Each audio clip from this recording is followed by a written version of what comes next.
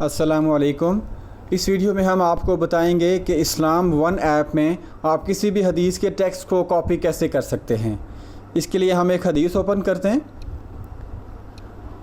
हदीस के पेज में आप जब हदीस के उसका जो अरबी मतन है उसके ऊपर या उसकी उर्दू तर्जुमा या इंग्लिश ट्रांसलेशन के ऊपर जब आप टच करते हैं तो एक मेन्यू ओपन होता है। जैसे हमने अरबी मतन के ऊपर टच करें तो आप देखेंगे आगे एक मेन्यू ओपन हुआ है।